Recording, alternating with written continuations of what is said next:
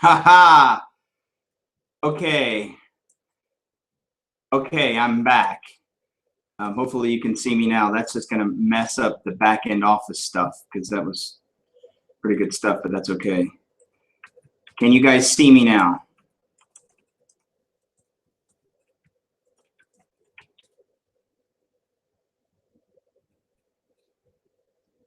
Hopefully you can.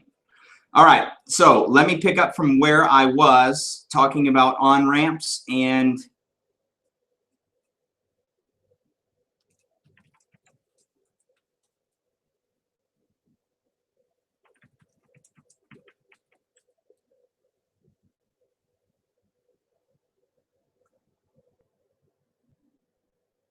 just give me a second.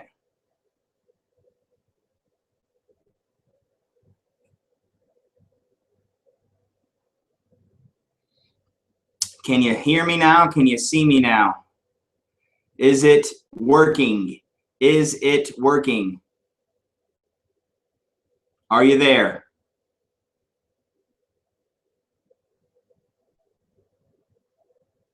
Yes or no? Yes or no? Good. Okay, so I'm back. I do apologize. I'm sorry about that. I went to give Bobby a link. He is my partner, and I somehow jacked everything up. So I'm sorry. Yeah, so which company am I using? Great question. That's PayPal. That's who we're using right now. We're using PayPal because it's like 3%. All right, I don't know the exact numbers, but it's like 3%. But you want to give as many on-ramps as you possibly can so that your giving can increase. And here's something else that you want to do too, guys. You want to track this, okay? So you have your CFO. Now, if you would like me to send you like a copy or a template of what we do as far as our tracking system is concerned, just simply, put your email in the side chat, or you can email me personally at jeremy@movementchurch.com. That would probably be the best way. And you want to track what percentage of your giving is coming by way of online through your website portal, what percentage of giving is coming by way of your in-house e-giving. So if you have a swipe machine or a little square, whatever it is, and then what percentage is cash, what percentage is check. Why do you want to know that? Here's why. Because again, you just want to move people toward your online giving, and you want to move people toward e-giving. And here's the reason why. Why do we want to do that? Here's why. Because in the summertime, I'm sure most of you know this already, but in the summertime, churches decline because people are vacationing and it's nice out and people are picnicking or swimming or whatever. Well, when the people aren't there, then the money isn't there unless you have set them up to give online and you've set them up to give reoccurringly online. So New Spring Church right now is really trying to push very hard this kind of campaign to give online. And the way they did it was a funny video with a guy dressed up as a brain, and he's holding cue cards for the other guy. There's two guys, and basically the other guy is a business guy who's giving a meeting, a presentation, and the brain is actually holding up cue cards of what to say, and he's flipping through and flipping through and flipping through, and all of a sudden it's blank, and then you hear this brain fart. He had a big, huge brain fart. And their whole campaign basically is, with so many things going on in your life, it's very easy to overlook things. Let us take the work out of it for you. Sign up for, e-giving, reoccurring e-giving at newspringchurch.cc/give or reoccur or whatever it was. And so what you want to learn from that, whether you scale it to give a announcement, or you are actually going to try to put together a video or something like that, is you always want to lead with comedy. Always lead with comedy, because comedy breaks up the tension of the subject of giving. All right, so you know, that's just something that it's very important for you to do, for you to track. Try to move people as a goal over the next year, and start to track it now. Try to move people toward online giving, and try to move people toward online giving, e-giving, and then try to move them from there. That's step one, to reoccurring giving, and then when you do that, you just have 4 simple steps. Maybe do a tutorial, or if you don't have the ability to make a video, actually take your mobile device up in front and say, I'm going to do it right now. Here's what you do. And you just do it in front of them. And of course, you want to see, your church wants to see your people doing this.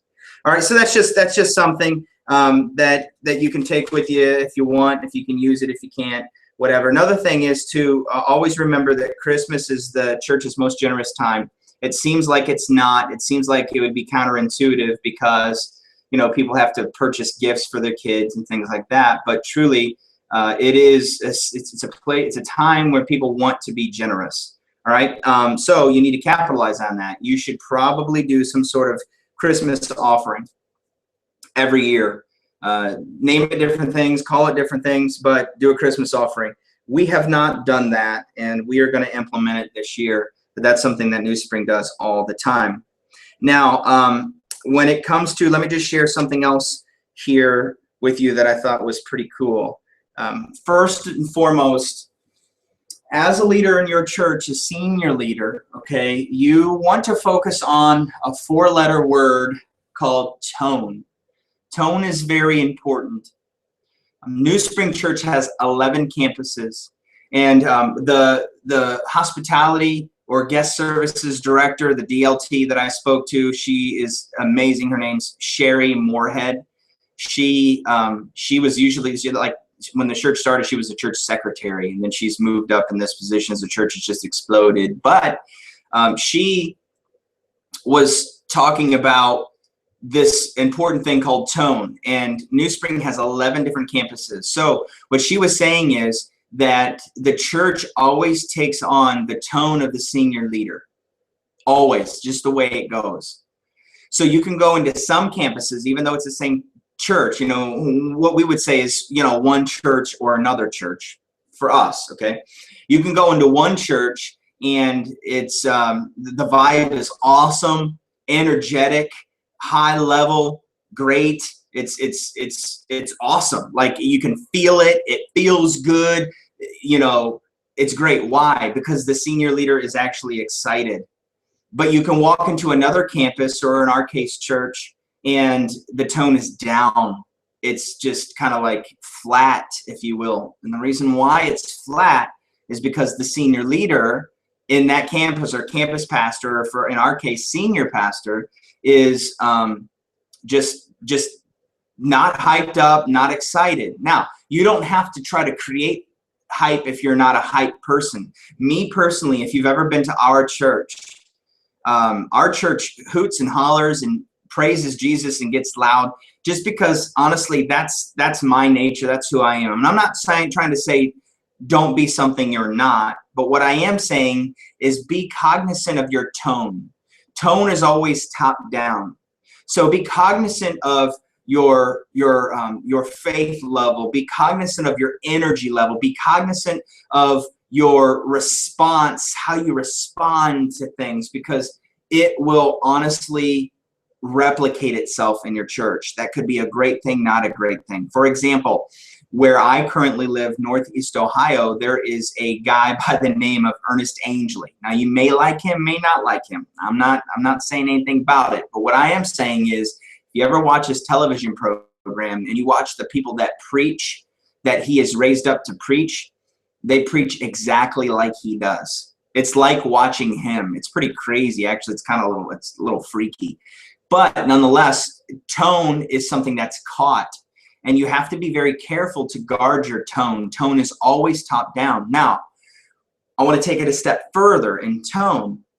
When you have a team, okay, you shoulder tap a couple of people that really you see that they're committed to the vision, they're committed to you, they're committed to your church, okay? And you shoulder tap them. You want to make sure that their tone is right, that it fits.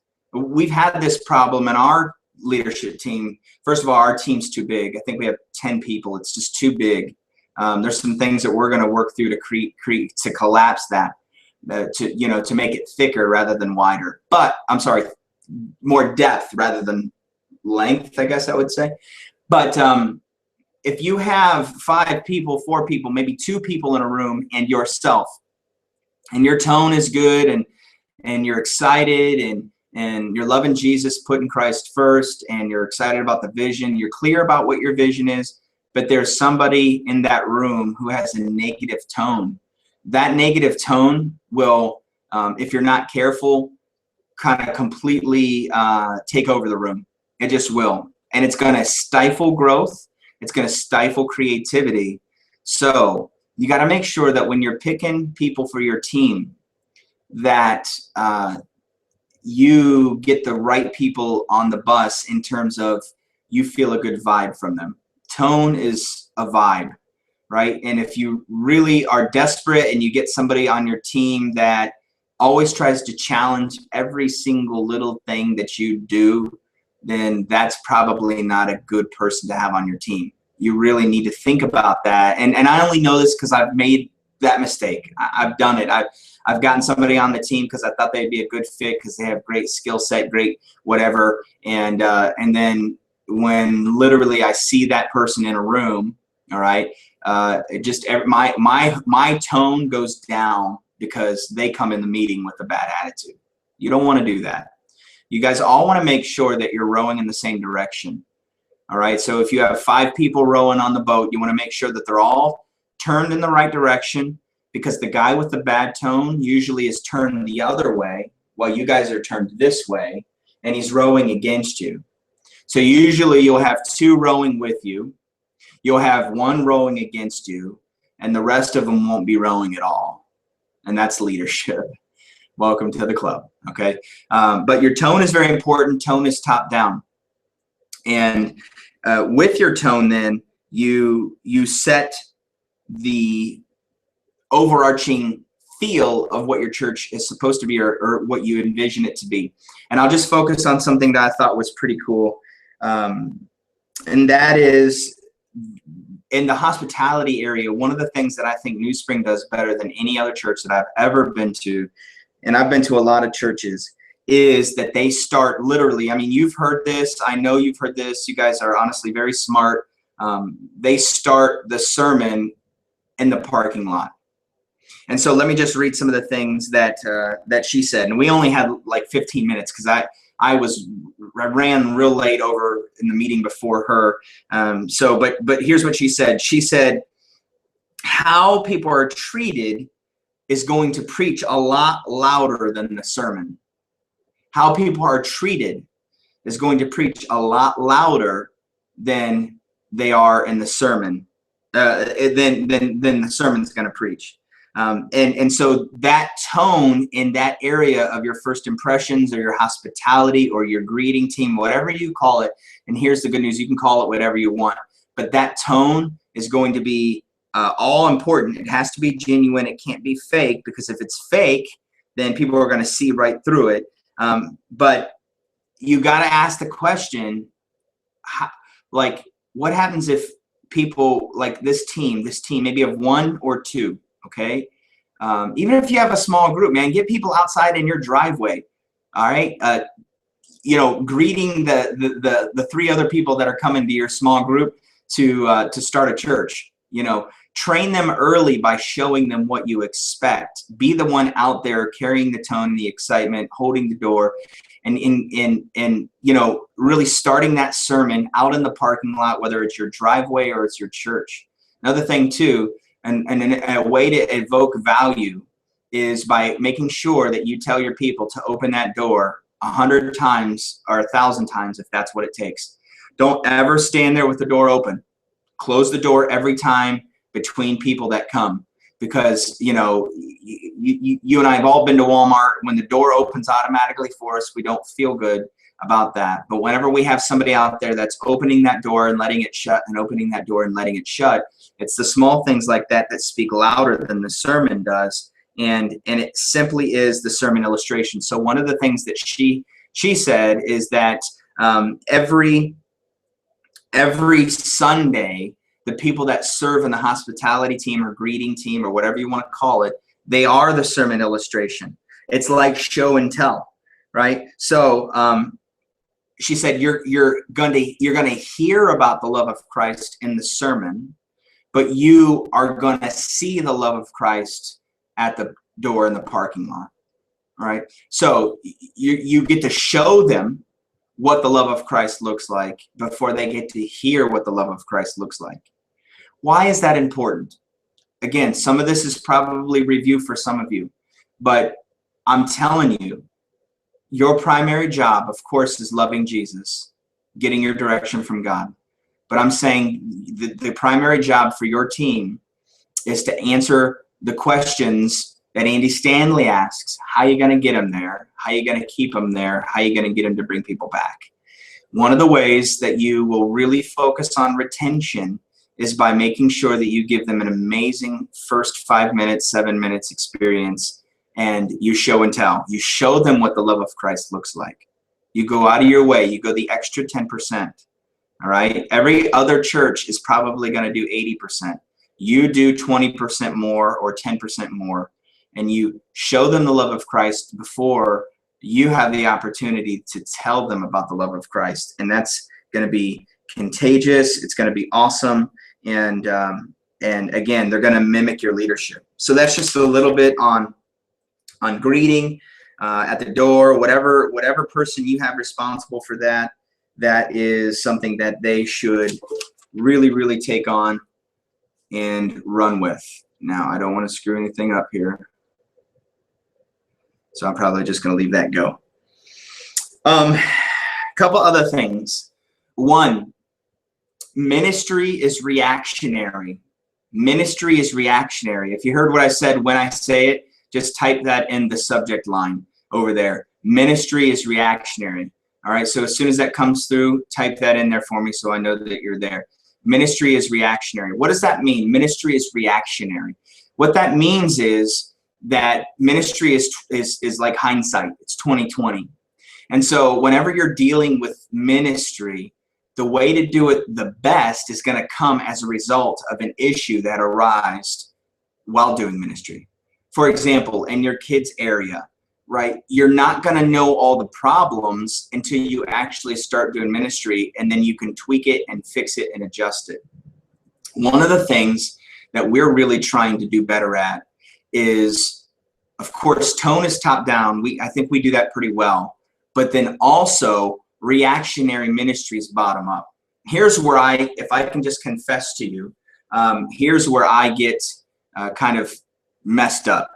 I get messed up in the area of trying to come up with all the policies and all the procedures and all the things that I'm supposed to do to make this thing awesome. And I really can't do that. It's not my job to do that.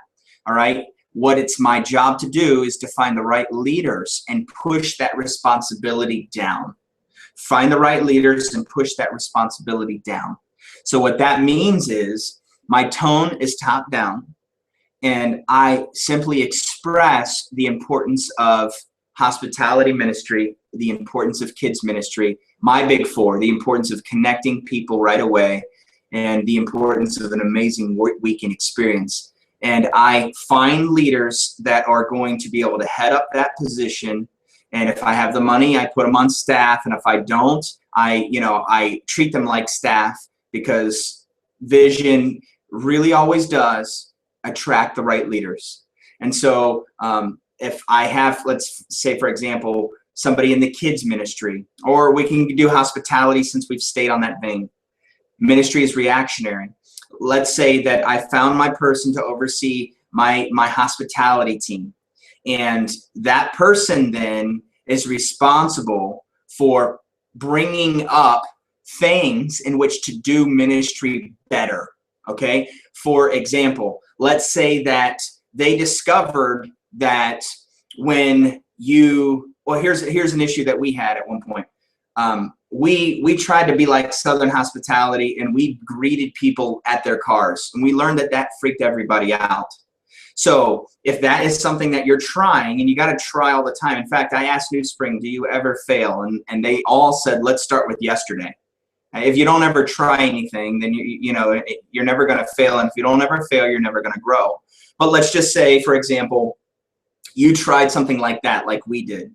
Well, rather than you overseeing the totality of the, all the details of hospitality, what your job is to do is to very clearly tell the person that you have in charge what you expect.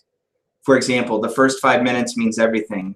Show and tell, everything that I just said. You show them the love of Christ. Be the sermon illustration before they ever hear about the love of Christ. And people will always remember how you made them feel rather than what you told them. And so you're kind of conveying that to your person. And so your person then runs into an issue where they discovered that people really don't like being greeted at their doors, at their car doors. It freaks them out. So what they do is they come up with a solution, and then they push it up to you. Now, this looks like it would make complete sense, but for me, if I can just be honest, I missed that. To me, what I was doing is I'm trying to come up with every procedure, every policy, every value for every portion of the ministry, okay? And then basically setting the system up and letting them run with it. And what New Spring does is completely opposite. Tone down, all right? They say, this is what we see, this is what we want. Now we've put in the right volunteer to make sure that this gets done. And if that volunteer runs into a problem, that volunteer automatically thinks solution-oriented, what can we do better, and then pushes it back up to you. And you and your team can say, okay, yes, let's change that. No, let's not change that. Or, because they're already going to come with solutions. You don't need to think about how to fix it. You need to make sure that you arm them with the tools to fix it. Now, what I'm actually teaching you, although I'm not doing a good job at conveying it, so please forgive me, is going to take your church to the next level.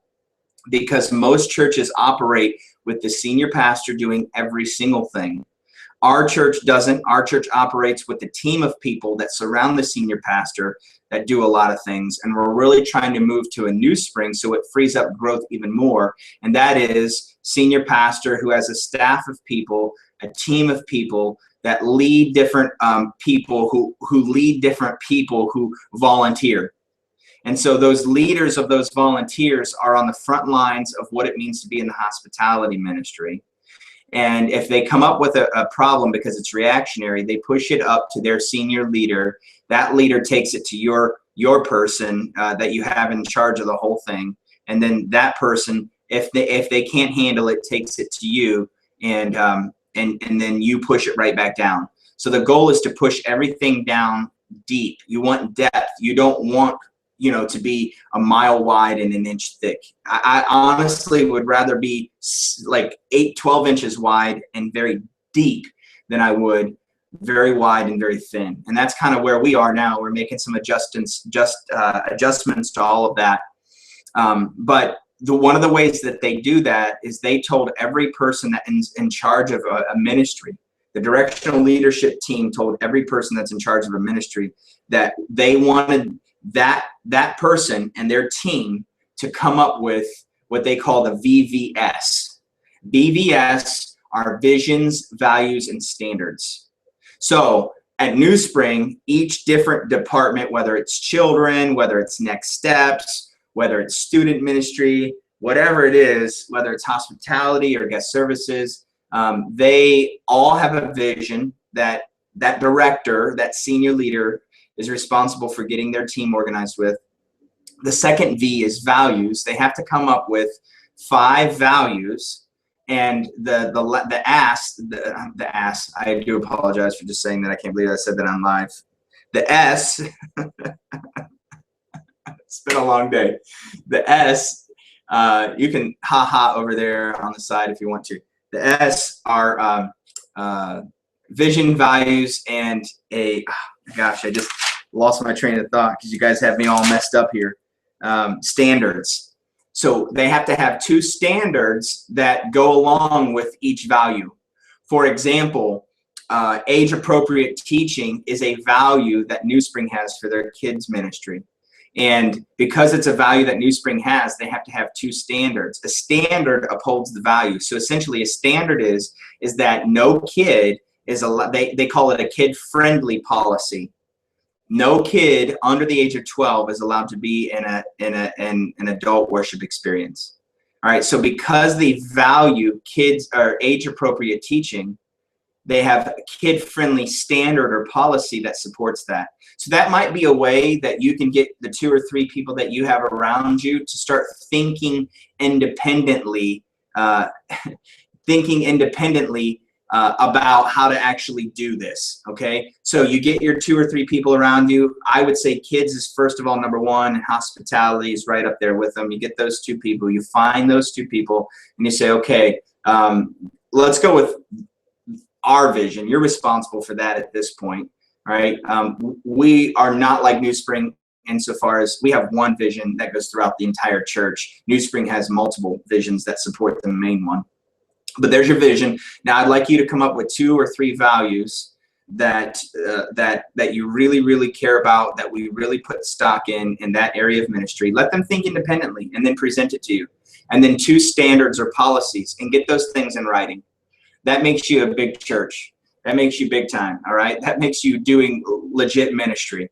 And it gets people thinking independently rather than you being the brain behind everything, because you're not going to come up with every awesome solution.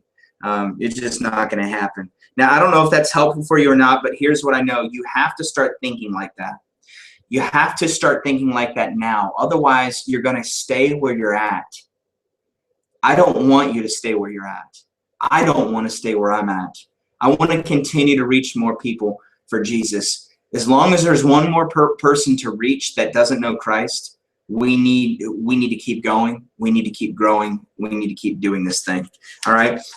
One other thing that I think I want to share with you. Now, there's just so much, okay? But one other thing that I think was helpful, and you might know this, but this is something that, to me, although we do a decent job, we don't do it nearly as well as they do it.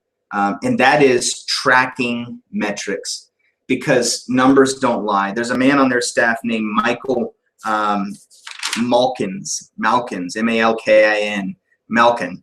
And his entire job is like to come up with strategies to improve systems that they're already doing, okay? I can tell you stories that they told me, but it wouldn't apply to you, so it doesn't matter unless you're having an amazing parking problem because you have so many people at your church. Then you can, come to me, and then I'll let you know what they taught me there. But one of the things that he does is this, okay? He's not a creative guy. He's not that guy. He literally, his whole job is to create patterns. Create patterns using metrics. So if you have a pen and paper, all right, and I'm going to give you an opportunity to ask any questions here in a minute. Yeah, it's close to Mackins, but it's not. I'm going to give you an opportunity to write, to ask questions in a minute. So please get ready to do that. We'll go a couple minutes late if we need to. But here's what they measure, all right? And there's a reason why they measure it. They measure overall attendance.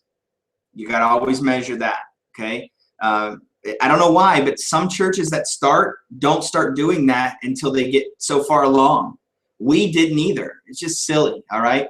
But measure overall attendance. That way you know whether or not more people are coming in, right? How are you going to get them in the door? Measure your kids' ministry. How many kids you have. Measure that, all right? Measure your student ministry if you have it. If you have it. It's always good to know how many students you have anyway in your Sunday if you don't have student ministry. Measure your volunteers. Measure your membership. We call it ownership. Measure your salvations and baptisms. And if you're a Southern Baptist church, maybe you don't do altar calls, you don't do that kind of thing. That's fine. That's fine. That's fine. But somehow, maybe you do, like a sheet of paper or on the connection card. You can do, I've seen, we've done it on the connection card where it says, I got saved today, or I'd like more information about, receiving Christ. please check here, put it in the offering. Or if you do like a bifold, thing, you can put a long piece of paper in there that isn't the connection card, but they can write on whether or not they got saved. For us, we have them raise their hand, and sometimes we have them come forward. That's just the kind of way we do it. We like that response, and we have pastors there ready to give them a Bible, give them a bookmark, get them on a reading plan, and move them along their next step. But nonetheless, somehow, some way, you need to track salvations, because hopefully you're having them, and baptisms, definitely. We're Baptists by nature, many of us here. The other, I guess, only other prominent one for you would be you need to measure your giving. And I told you those 4 different ways you need to measure that. And you need to measure your giving per attender. You want to try to get your giving per attender number up. Now, the way that they track it is they use Google Sheets. It's Church Metrics. I think Church Metrics has a website, and they do line graphs. And they do year over year. So 13, 14, 15, okay, month over month. And they do a line graph for each specific thing. So for example, attendance. Year 2013 was a certain color. Year 2014 is overlaid with a certain color. And of course, year 2015 is overlaid with a different color. You can clearly then begin to see your tracking that way, to see whether or not you're actually growing or you're not growing in that particular area. This guy, Michael, his whole job is to put patterns together, and it really does help them to see where they need to focus on getting better at moving people. For example, the clearest example is if they're not growing in attendance, then that means that they need to do something else to get people through the front door. If they are growing in attendance, but they're not growing in new membership, that means somehow, some way, they're losing people. Another thing that I would actually track is your Connect group numbers. But that means that they're actually losing people somewhere in between their new guests and now they're committed members of your church. So that means that you need to work harder on maybe Connect groups, or what New Spring does is everyone has a next step, that's fine. But what they've discovered is somebody's next step may be different than another person. So what they say in their vernacular is, what's your best next step? New Spring just wants to help you take your best next step. All right, our goal, this is me vision casting for them, basically telling you what they told me. They would say our goal is to move you one step closer to Christ. All right, so eventually, somewhere in your step process, from them coming in the front door, you want to see them get saved. How many salvations? You want to see them get baptized. Okay, you're tracking that. Do you have more baptisms this year than last year? You want to see them move on toward membership. That's what you want to see. And when you clearly track these things, start now. Start in your Connect group, your small group, your launch team. Start now so it's in your DNA. You can clearly begin to see, and get somebody who just is a freak about charts and graphs and numbers. Let them have at it. Let them create a system of counting and eventually get one other person on their team to do the counting and then submit the numbers, just because you always want to provide opportunities for people to serve. And of course, then you want to measure these things so that you can see if what you're doing and moving people is actually working. The chart is called a Komatsu chart. Maybe you're familiar with it, maybe you're not. But all this stuff is pretty much free resources that you can find online. And here's what you do. The last Sunday of every month, you have that person update that chart, and then you talk about it in a meeting. Maybe it's a meeting at your house, maybe it's a meeting at your office, whatever it is, with your 1 or 2 people, 3 people, whomever you have, and you say, okay, you let them come up with and discuss the patterns just once a month that they see. I see that we're up in giving, but I see that we're down in baptism. I see that we're down in giving. We're down in giving, but we're up in new volunteers. So we need to teach on tithing. And I'd be curious to see you guys actually come up with and develop patterns and tell me what you're seeing when you put those charts together. And any charts that we put together, we'll go ahead and give you. And I don't know that you'll be able to use them, but you'll be able to see them. I have my guys working on it right now. to kind of get a better look at what we're actually trying to do and what we're actually trying to accomplish here. So I think that that'll be it for now. There's so much more, but again, I just, you know, I could talk about this stuff for hours because I love it. One thing that I will say is you might want to write this down when you're training somebody, because I really do believe with all my heart that one of the biggest mistakes we've made is lack of training. When you're training someone, you always want to make, that's the church in general, just not very good at it. You want to make sure that they watch you, they shadow you. That's called the big five. Number one, they watch and shadow. Number two, they watch and do or share. Number three, it's 50-50, okay? Part you doing it or your team member doing it, and somebody that they're training, a volunteer that they're training. That's 50-50. Number four is what I call 60-40. Now it's 60% them doing it, 40% you doing it. And then number five is you shadow them. Okay, so if I'm training someone on how to be a greeter at the front door, a hospitality person, I want them to watch me the first week. Don't do anything. Watch everything I do. Watch what I say. Then the second week, I want them to watch, and I want them to share just a little bit. All right, I want them to open a couple of doors, just a little bit. The third week, it's going to be a 50-50 split all the way down the middle. The fourth week, they're doing most of it. And the fifth week, they're doing all of it, and I'm simply just watching and making sure I'm evaluating constantly what they're doing. I would really start there. I would start at the front door, then I'd start at the kids ministry, then I'd get a worship guy. I'd focus on your worship, and then of course your preaching needs to go to the next level by way of preparation. And the more prepared you are, the better you're going to succeed in what you're trying to do. Now, do you have any questions? Do you have any comments, any other things that you'd like to ask? Now is your opportunity. We have probably 5 minutes left before we wrap this one up for the evening. Any way that I can help you, any way that you might be stuck, anything that just really isn't making sense to you, anything that I explained that you'd like a little bit more clarity on, you know, anything like that somehow, some way would help you in a specific area that you're in right now with your ministry, wherever it's at. Go ahead and jot it in there, and I'll just kind of wait until the video catches up.